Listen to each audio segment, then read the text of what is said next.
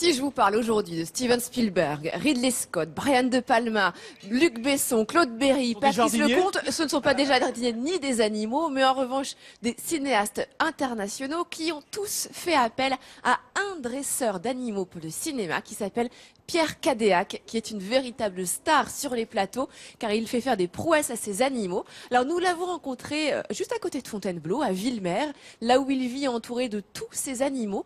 Et vous allez voir que c'est un homme qui sait parler aussi bien l'écureuil que le rapace, que le chien. C'est assez exceptionnel. Et puis on le retrouve juste après avec le fameux Gérard, que l'on a vu tout à l'heure, Gérard Depardieu, le Jack Russell Terrier.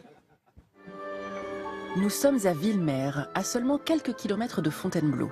Derrière ses portes, une propriété de 7 hectares qui héberge près de 250 acteurs, pas comme les autres, car ce sont des animaux.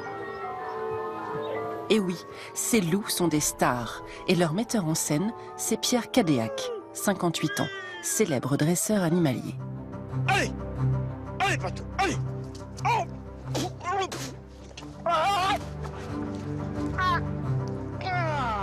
Et voilà. Vous l'aurez compris, ce n'était pas une véritable attaque de loup, mais une simulation. Pierre dissimule des friandises dans sa main qu'il place au niveau de son cou pour créer l'illusion. Un tour difficile qui exige 3 longs mois de préparation. C'est compliqué parce qu'il faut apprendre au loup à donner l'impression d'être vraiment dans l'agressivité, à vous foncer dessus, à vous mettre à terre sans vraiment vous mordre. J'ai eu quelques cicatrices. Il a fallu de temps en temps utiliser du mercurochrome. Ces loups ont joué dans une 50aine de films français et étrangers. Pour y parvenir, Pierre a dû les familiariser avec l'humain dès leur naissance. Et ces loups, il les aime.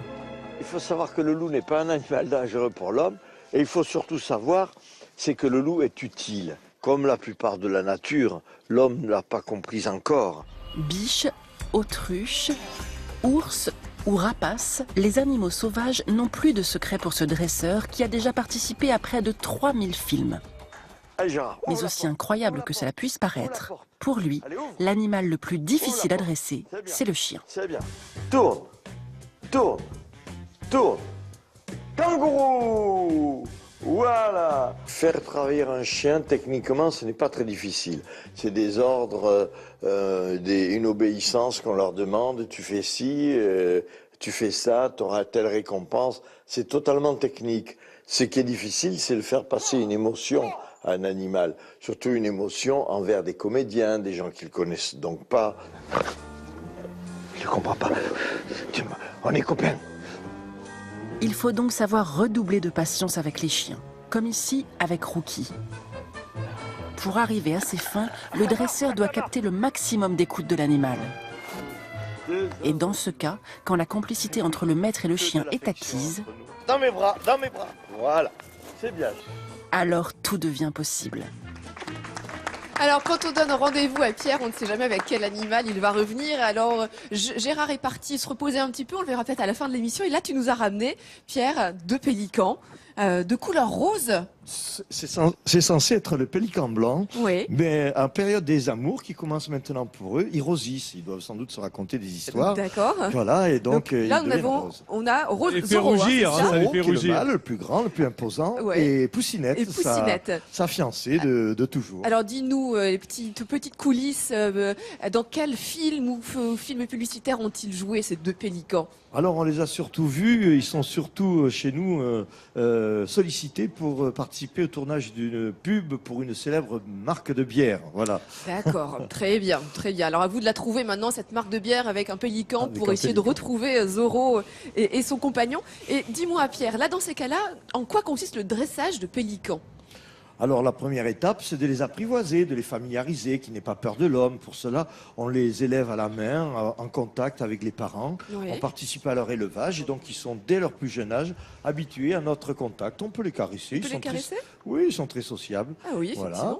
Et puis ils grandissent donc à notre compagnie et deviennent des animaux extrêmement sociables. Voilà. Là, tu n'as pas peur, par exemple, qu'ils aillent... Ah si, c'est Ah, bien si, quand possible. même, ouais. Ils savent très bien voler. Chez moi, Ouais. j'ouvre la porte de la volière, ils vont faire un tour dans le ciel.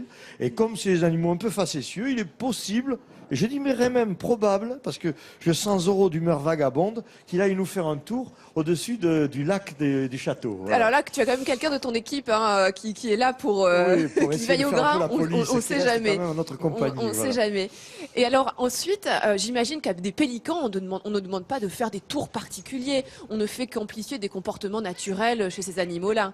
Voilà, non, on n'a pas dressé nos pélicans à jouer du tambour, à faire des choses qui ne correspondent pas à leurs habitudes naturelles, voilà. Et alors, Donc, est-ce que parfois, Pierre, ils volent, justement, ils reviennent, ils font leur vie de pélican, mais à notre compagnie, c'est déjà beaucoup. est-ce que parfois, Pierre, justement, on peut te On peut me demander, trouver qu'il n'est pas naturel qu'un pélican se produise devant des caméras de télévision ou de cinéma. Et je dis, écoutez, ça ne pose pas de problème à l'animal, dans la mesure où il a été habitué à vivre au contact des hommes, comme c'est le cas. Et ce n'est pas ça qui pose problème aux pélicans en général. Ce qui pose problème, c'est plutôt la pollution, ou tous les événements qui parfois polluent et perturbent la nature et empêchent le bien-être et la pérennité de ces espèces dans le milieu naturel. Et toi, tu fais plutôt justement sensibiliser le grand public à la protection de ces animaux-là aussi, à la protection de ces espèces. Voilà, c'est ce que je viens de faire, c'est toujours essayer de donner un petit mot de sensibilisation envers le public, envers les gens, pour leur rappeler les merveilles de la nature et combien nous en sommes les gardiens. Merci Dis-moi, Pierre. Hélène. Voilà. Oui, Vincent. Quand on a autant d'animaux, d'autant de variétés, d'espèces, de races, on doit avoir des talents un peu vétérinaires quand même pour prendre soin de... c'est sûr que Pierre, le fait que tu aies toute cette panoplie kyrielle d'animaux chez toi, je suppose que tu en sais peut-être plus que moi d'ailleurs sur la façon de les soigner ces animaux, même si tu n'es pas vétérinaire, parce que tu as dû développer quand même, j'imagine, une bonne connaissance de tous ces animaux. Effectivement, depuis 30 ans que j'ai tous ces animaux qui sont chez nous, nous avons pris l'habitude de les entretenir, de les nourrir. On est aussi un petit peu empirique quant aux soins à leur administrer, mais bon, on préfère toujours s'assurer des conseils d'un vétérinaire spécialisé. C'est toujours un travail Là, on d'équipe, te voit voilà. là en ce moment avec Québec, hein, l'ours que tu as chez toi. Et moi, je me souviendrai toujours d'une fois où je regardais un film chez moi à la télé, Salaud on t'aime, avec Johnny Hallyday, un film de Claude Lelouch.